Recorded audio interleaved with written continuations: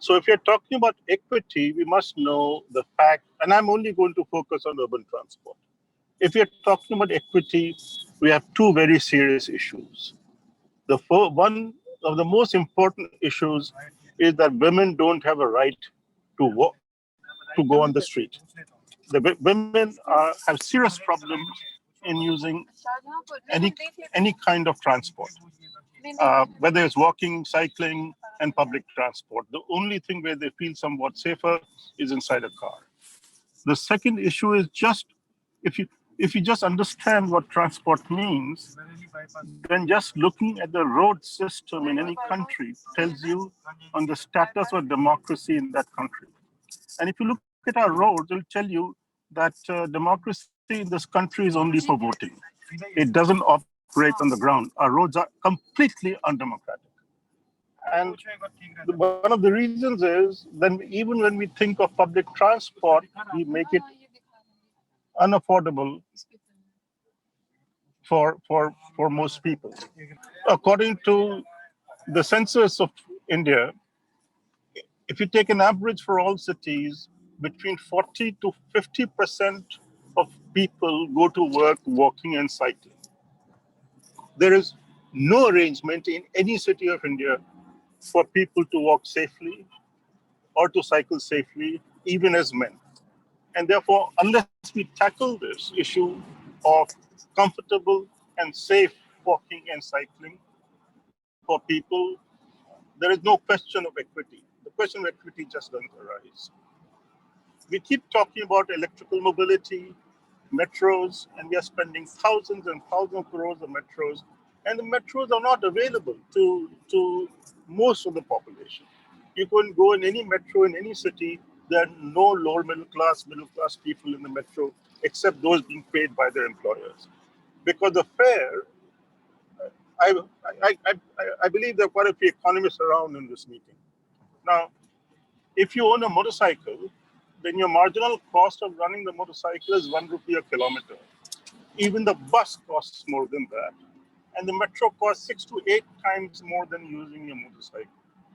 And in no country of the world does a motorcycle trip take more than a public transport trip. So if you want, and the only people who are going to shift to public transport out of the 50% who use motorized transport, the only people who might shift in the next generation are motorcyclists. Our car use is so low in this country that the question of shifting car users to slow public transport doesn't arise. And the metro, door to door, up to 6 kilometers, is slower door to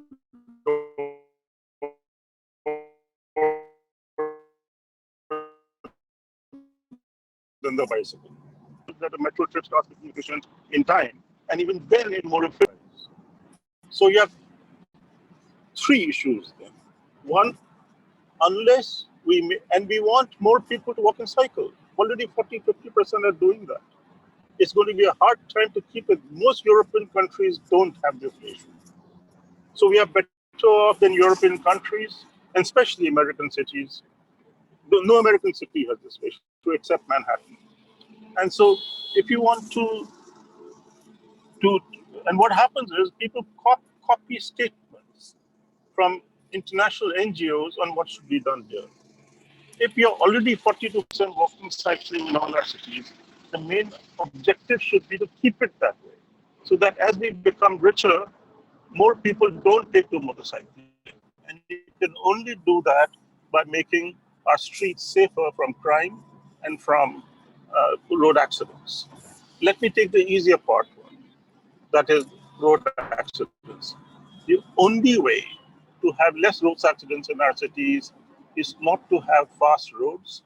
No vehicle should go above 40 kilometers an hour in any part of the city.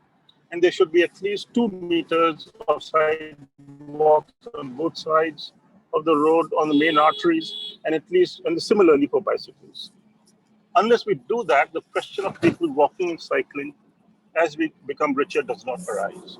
So whether we have e-mobility or don't have e-mobility, it doesn't make any difference to metro. The question, transport, we because even in London, with the proportion of people using the underground in London is only 13%. Another 12% is by rail, because a lot of people come into London from outer parts of London. In Indian cities, no one is coming into the city because businesses are shifted out. And so metros are now going to serve that purpose, because when we have cities within cities, like Delhi is like 20 cities, so you don't have one major node where everyone goes. So the metro is not going to serve that purpose. At present, the metro probably takes 3, 4, 5% of all trips. If I make a rough calculation, even our three-wheelers take the similar proportion of trips in Delhi.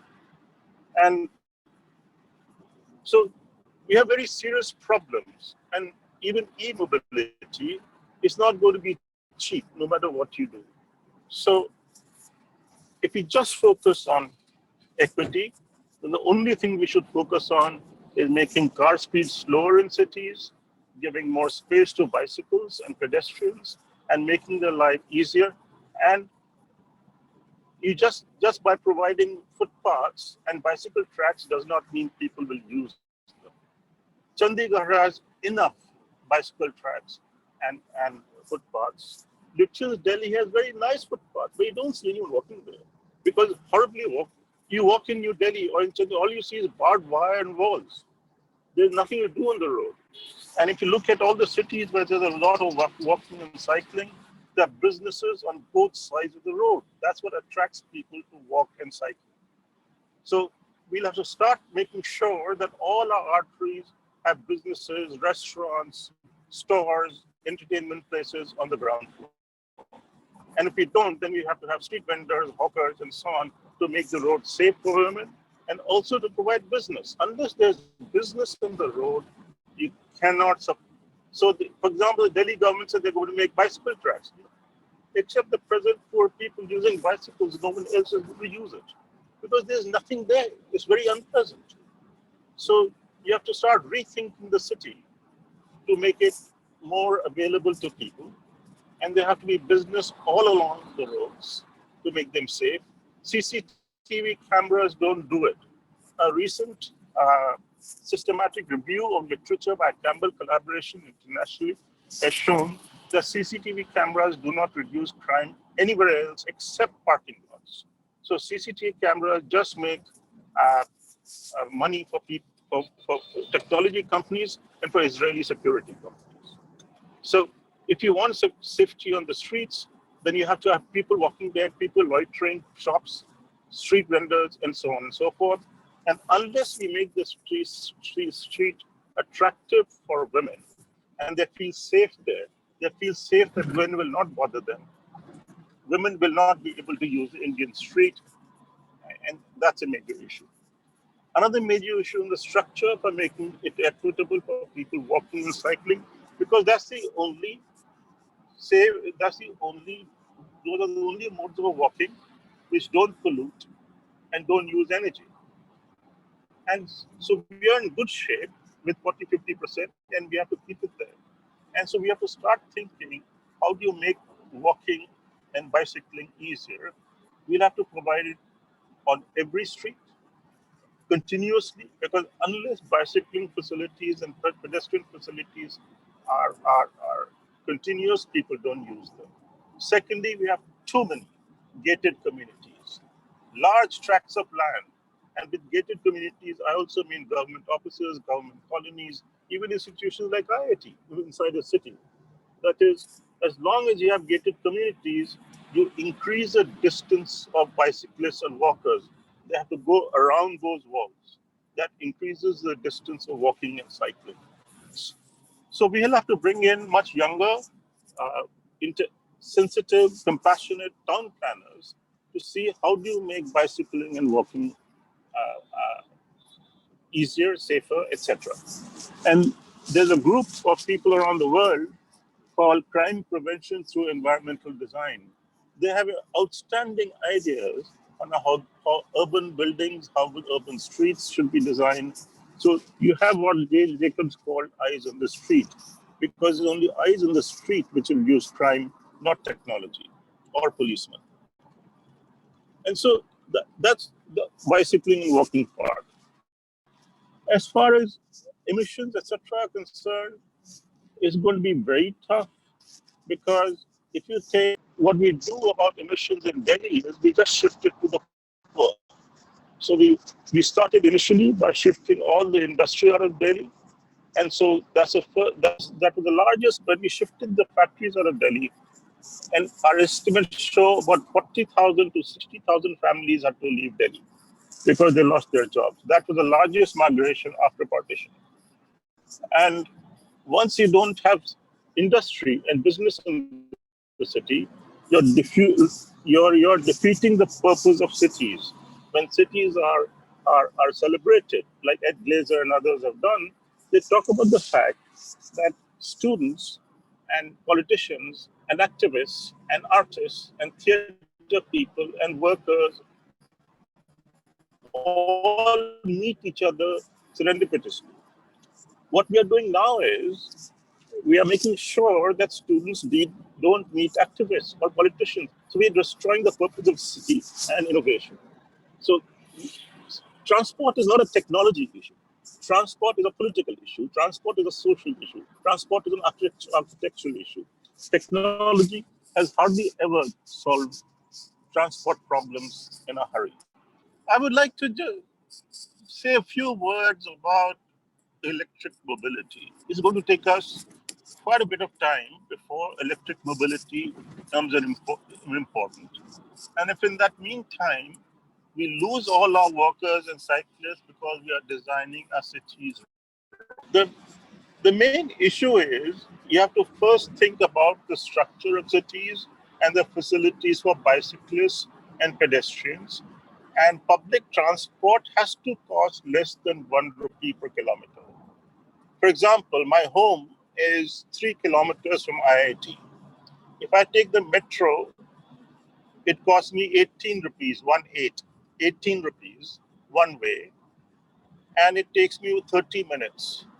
If I walk, it takes me 35 minutes. If I use my motorcycle, it takes me 15 minutes for 3 rupees. So if I'm an intelligent person, I'd rather take my motorcycle and never ever take any public transport or the metro. So the question of electric mobility doesn't arise. And so if we think electric mobility may solve fossil fuel problems, but not transport problems.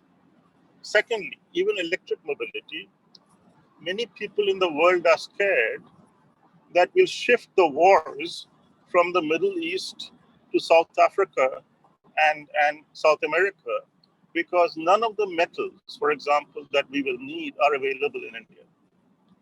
If you take a well to wheel calculation of energy consumption for next 10 years with electrical mobility, we'll just be shifting the pollution from the vehicles in the city to the power stations in the countryside. And the power stations are much more polluting than vehicles. At least the vehicles don't produce fly ash. And we are too short a time to actually talk about equity and efficiency. Because equity, as I said earlier, if you look at our roads, they show how undemocratic we are. And for democratic systems to change, it takes a generation. And if we don't start today in changing that system, none of your technological solutions or metros or electrical mobility are either going to bring equity, justice, or I would say efficient transportation solutions in the city. And I'll just leave it at that. Thanks a lot.